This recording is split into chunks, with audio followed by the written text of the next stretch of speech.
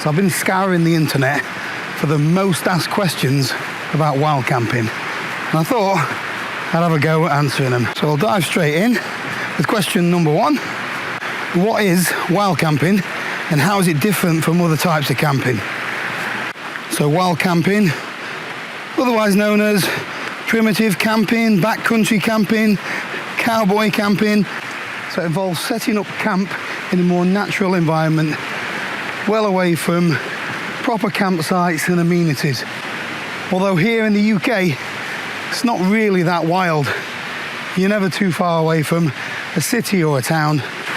But there still are a few remote places where you can pitch your tent well away from lots of other people. So unlike traditional camping, where you take your car and you unload your boot and set your tent up at the side of it, wild camping usually involves you carrying all of your gear in your rucksack, all your food, all your water, and you have no luxuries like running water, showers and toilets. So question number 2, where is it legal to go wild camping and what are the rules and regulations? Well, that massively depends on where you are, which country and which region. Places like Scotland and in Scandinavia, they actively encourage wild camping as long as it's done responsibly and you follow the leave no trace principles. In England and Wales, you shouldn't really be wild camping unless you've got permission from the landowner. However, there are parts of Dartmoor where an agreement has been made where you can legally go wild camping. But to be honest with you, I've never had any bother wild camping in the national parks here. I do follow certain principles like I leave no trace. I pitch my tent well away from any farm buildings, well above the tree line. The trick is to be as discreet as possible and leave no trace that you've ever been there. But some countries and places do allow wild camping, but you may need to get a permit, so you do need to check the area that you're going to see what's required. So, next question. So what are the benefits of wild camping and why would someone like you or me choose to go out and do it? It's a great way to disconnect from technology, busy life, city life and the stresses and pressures of everyday life and work. It's also a great way to connect with nature again. You get to see some beautiful scenery, wildlife. It also gives a great sense of adventure and self-sufficiency. You get to explore areas off the beaten track. You get to see areas that you can't reach by car and epic sunsets and sunrises from the top of a mountain you just can't see unless you're wild camping there.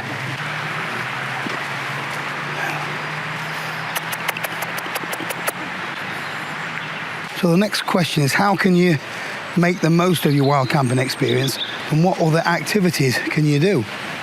So there's loads of different things you can do while you're wild camping.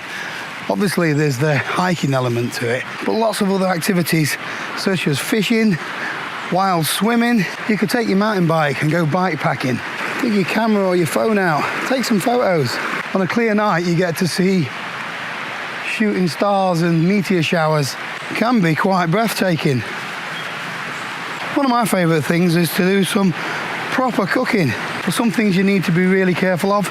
If you are wild swimming, rock climbing, you do need to be careful of cold shock from the water or the risk of falling. You might be better off doing those kind of activities if you're with a friend. One other thing to bear in mind, some activities such as fishing or flying a drone, they do have certain regulations, so you may need a license or a permit to do that. So before we move on to the next question, I'd like to thank Squarespace for sponsoring the video today. So if you don't know who Squarespace are, then you must have been hiding under a rock. They are the #1 place to go to if you want to have a go at building a website of your own and you've got no idea when it comes to web design or coding or anything like that. So we've had our Squarespace website now for a number of years. It was really easy for someone like me with no experience to set up. All I did was chose one of their ready-made templates. I added some photos on my own, put some text in there and then just moved things around a little bit. And then I got this, what I think is a perfect looking website. Perfect for small businesses that don't want the huge expense of having to call in a web designer. No need for Squarespace, it's so easy to do yourself. The platform's got loads of features, including e-commerce setup, So you can sell real products or digital products. If you want, you can send out weekly newsletters. You can check your analytics to see how many people have visited your site and which part of the world they're from. Doesn't matter what you do, whether you're a photographer, a YouTuber, hairdresser. So setting up a website has never been easier. If you want to have a go yourself, then click the link in the description below or head over to squarespace.com/Paul Messner. You'll get a totally free trial and 10% off your first purchase. It's a little bit muddy today. But moving on to the next question, how do I prepare for wild camping and what sort of skills do I need to have? So before you head out, you need to really brush up on your wilderness skills, your first aid skills, and your navigation skills. It's also a good idea to brush up your knowledge when it comes to campsite selection. Research the area that you're thinking about going wild camping in. Is it suitable for pitching a tent? Make sure you've checked the weather forecast and that you're fully prepared for all conditions. It's not ideal to have your tent pitched in gale force winds on the side of a mountain. Some areas you do need a permit to camp in, so make sure you've got those permits sorted out well in advance. Make sure you've got gear and clothing that's suitable for the trip. I'd always pack some waterproofs even if rain isn't forecast. Oh, and once you've got all your gear together, practice at home at setting everything up. You don't want to be having to go at pitching a tent for the first time on the top of a mountain in wind, rain or snow. Practice makes perfect, so get used to using your gear. So another really popular question is, what are the risks associated with wild camping and how can they be managed? There's a number of different risks that you can encounter when wild camping. The big one is exposure to the elements. You know, if your shelter was to fail or you haven't got the right clothing, you could be in real trouble. It's not really an issue here in the UK, but in some countries, wildlife encounters. We're pretty fortunate here that we don't have any predators as such. The worst thing that we can really encounter wildlife-wise is an adder. But I've never seen an adder in the wild, so the chances of you coming across one are reasonably slim. But in other countries, you've got bears, cougars, coyotes, all that kind of stuff. So you've got to be really careful when it comes to storing your food and cooking your food well away from where you're going to be sleeping. Getting lost is another big risk. A lot of us now are really reliant on technology when it comes to things like navigation, but in some of these remote places you don't have a signal or your battery can die. And if you've got no other means of navigating, you can be in a whole lot of trouble. So to mitigate these risks, make sure you've got the equipment that's up to the job. You've got suitable clothing for the weather conditions. Your tent is going to be strong enough and your sleeping bag is going to be warm enough. If you're in an area with dangerous predators, make sure you are adequately protected. And you've got things like bear spray, bear bags for storing your food in. Don't rely on having signposts for your navigation. It is okay to use apps on your phone and your watch, but make sure you've got a backup and learn to use a map and a compass, as it can be a lifesaver. And as part of your navigation, plan your route in advance if possible. Give copies of this to loved ones who know where you should be at what time. If you haven't returned on time, at least they've got some idea of where you're going to be and they could send out the appropriate help. I like to carry a GPS communicator. This allows me to send out an SOS or text messages even when there's no phone reception. But some mobiles, like the newer iPhone, that also has a satellite SOS feature built into it.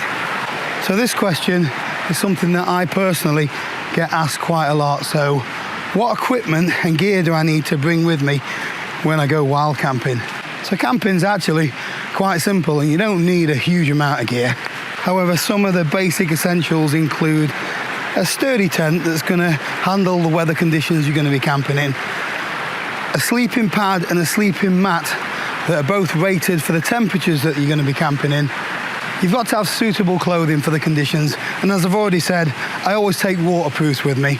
Standing around on the top of a mountain can get quite cold at night, so a packable down jacket is something that I personally recommend, but some of the synthetic options nowadays are getting really good. Pack small and keep you very warm. A stove isn't essential.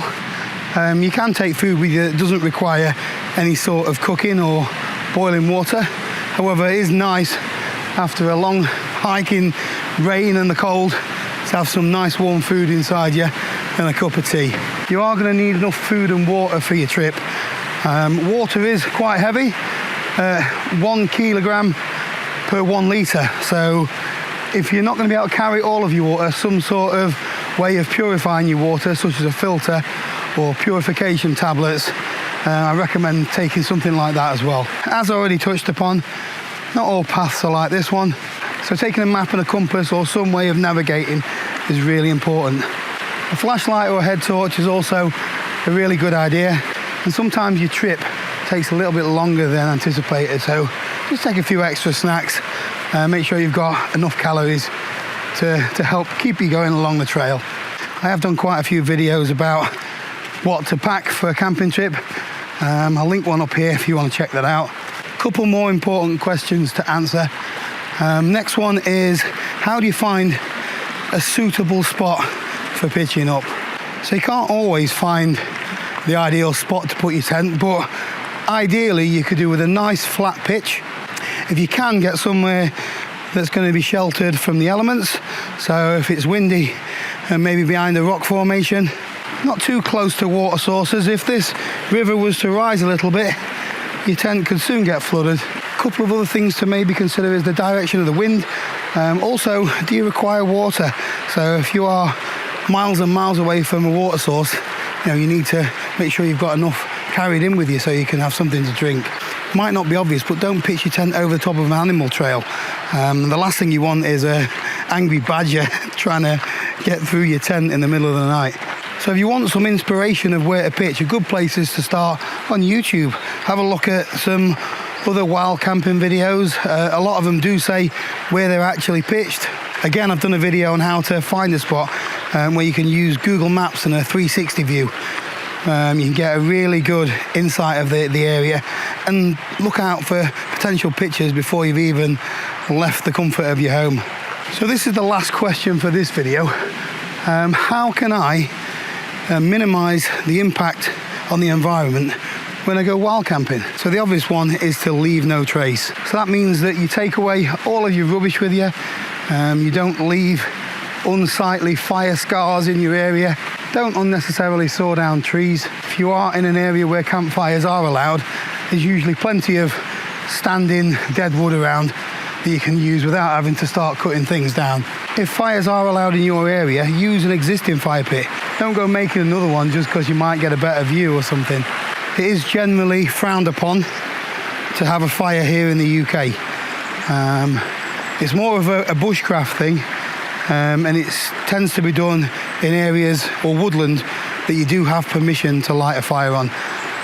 If you're heading up into the Peak District, you do not want to be lighting a fire at the top of Mam Tor. It can't always be done, but if you are going camping with friends, then it's a good idea to car share or even using public transport.